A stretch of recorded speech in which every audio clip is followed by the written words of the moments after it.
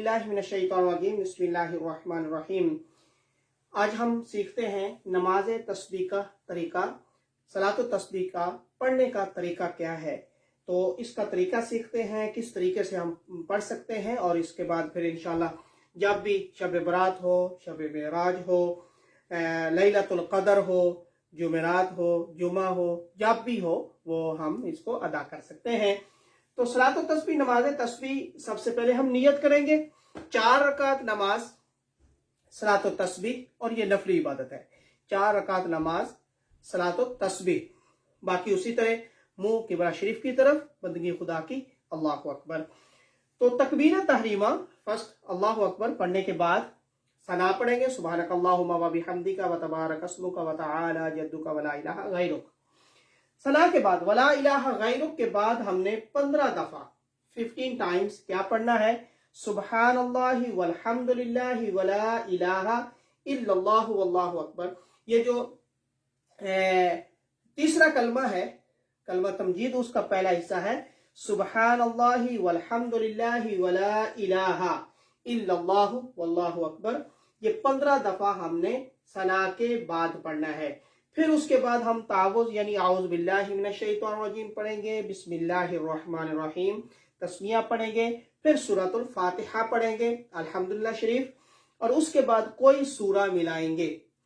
उस सूरा के बाद फिर हम यहाँ पर फिर 10 दफा यही तस्बीह पढ़ेंगे। पहले 15 दफा थी, अब हम 10 दफा 10 टाइम्स यही तस्बीह पढ़ रहे हैं। इस तस्बीह के बाद हम रुकू करेंगे।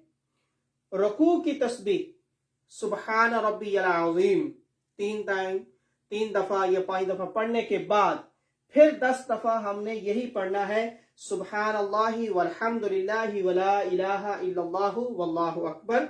यहाँ पर 10 दफा रुकू के बाद, पहले सूरह फातिहा और सूरह के बाद, अब रुकू के बाद हमने 10 दफा पढ़ा। रुकू से जब उठते हैं तो कौमा हम पढ़ते हैं समी अल्लाहु लिमन हमीदा रब्बना लकल हम्द तहमीद। तो रब्बना लकल हम्द के बाद फिर हमने इसको 10 दफा पढ़ना है। अब कौमा के बाद हम हम सजदे में चले जाते हैं।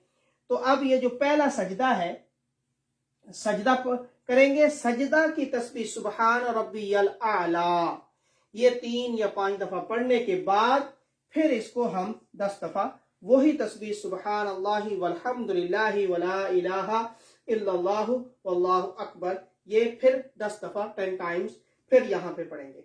अब पहला सजदा हो गया, सजदे से उठेंगे, इसको जलसा कहते हैं, यानी 2 सजदों के दरमियान फिर वहां पे बैठ जाना है, और वहां पर फिर इसी को 10 दफा पढ़ा जाएगा, सुब्हानल्लाहि वल्हम्दुलिल्लाहि वला इलाहा इल्लल्लाहु वल्लाहु अकबर।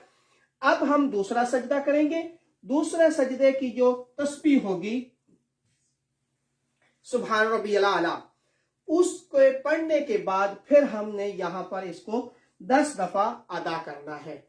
अब हमने टोटल देखा तो हमने इसको 7 दफा, यानी पहले हमने सना के बाद पढ़ा, फिर हमने सूरह फातिहा और कोई सूरह के बाद पढ़ा, फिर हमने तीसरी दफा इसको रुकू में पढ़ा, फिर रुकू के बाद पढ़ा, चौथी दफा, 5वीं दफा हमने इसको 10 दफा जो पढ़ा है वो सजदा में, फिर जलसा में, फिर सजदा में। तो ये टोटल मिलाकर 75 टाइम्स 75 मरतबा ये हो गया एक रकत के अंदर। अब हमने बिल्कुल ऐसे ही दूसरी रकत शुरू करनी है। दूसरी रकत के लिए जब हम खड़े हो जाएंगे तो फिर पहले, क्योंकि अब इसमें सना नहीं पढ़नी दूसरी रकत के अंदर, तो हमने पहले 15 दफा यही पढ़ना है, सुब्हानल्लाहि वल्हम्दुलिल्लाहि वला इलाहा इल्लल्लाहु वल्लाहु अकबर 15 दफा।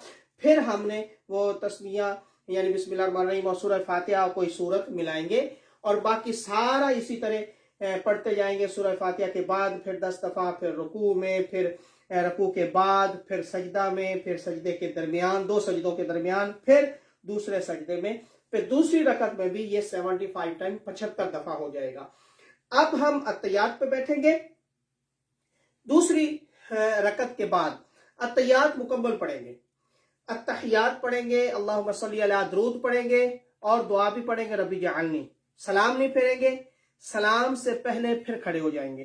اب ہم تیسری رکعت ادا کر رہے ہیں، تیسری رکعت پھر ہم نے ثنا سے شروع کرنی ہے، سبحانک اللہم، یہاں سے شروع کریں گے اور اس کے ثنا کے بعد پھر وہی 15 دفعہ یہی تسبیح پڑھیں گے، باقی پھر وہ اسی طریقے سے نیچے آتے جائیں گے۔ پھر تیسری رکعت کے اندر بھی 75 ٹائم ہو جائے گا۔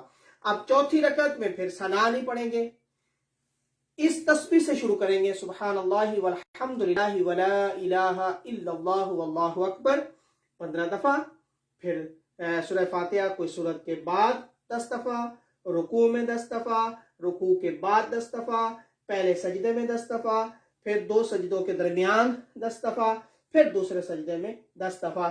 تو یہ چوتھی رکعت بھی اس طرح مکمل ہو جائے گی۔ اب ہم نے ایک رکعت میں 75 دفعہ پڑھا تھا، 4 رکعتیں ادا کی ہیں، اور یہ ٹوٹل ملا کر 300 دفعہ یہ تسبیح ہو گئی ہے۔ تو حدیث پاک میں جو اس کے بارے میں آتا ہے، یہ میرے پاس کتاب ہے مسنون طریقہ نماز اور دعاؤں کی بہترین کتاب، یہ تحریک منہاج القرآن کے ہیڈ آفس سے یہ چھپی ہے، تو اس کے اندر یہ طریقہ لکھا ہوا ہے، اور حوالہ حدیث پاک جو اس میں لکھا ہوا ہے کہ اس نماز کی 4 رکعت ہیں، مکروہ اوقات کے علاوہ ان کو جب چاہیں ادا کیا جا سکتا ہے۔ احادیث نبوی سے ثابت ہوتا ہے کہ نماز تسبیح کو یوم جمعہ یا مہینہ میں ایک بار یا سال میں یا ایک بار یا کم از کم عمر بھر میں ایک دفعہ ضرور پڑھ لیں۔ اور امام ترمذی، ابو داؤد، ابن ماجہ، بہقی سمیت اہل علم کی ایک جماعت نے اپنی کتب میں بیان کیا ہے، نبی کریم علیہ السلام نے حضرت عباس رضی اللہ تعالیٰ عنہ سے ارشاد فرمایا، اے چچا جان، کیا میں آپ سے صلہ رحمی نہ کروں؟ کیا میں آپ کو عطیہ نہ دوں؟ کیا میں آپ کو نفع نہ پہنچاؤں؟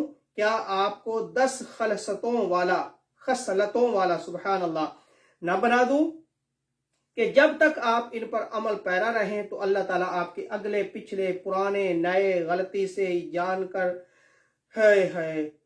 یا جان بوجھ کر چھوٹے بڑے پوشیدہ اور ظاہر ہونے والے تمام گناہ معاف فرما دے؟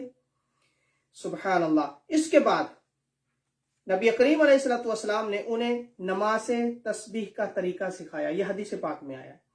تو حضرت عباس رضی اللہ تعالیٰ عنہ کو نبی کریم صلی اللہ علیہ وسلم نے یہ نماز تسبیح، صلاۃ و تسبیح کا طریقہ سکھایا، پھر فرمایا اگر روزانہ ایک مرتبہ پڑھ سکو تو پڑھو، اگر یہ نہ ہو سکے تو ہر جمعہ کو، اگر اس طرح بھی نہ کر سکو تو مہینہ میں ایک بار، اگر ہر مہینے پڑھ نہ سکو تو سال میں ایک بار، اور اگر ایسا بھی نہ ہو سکے تو عمر پر ایک بار پڑھ لو۔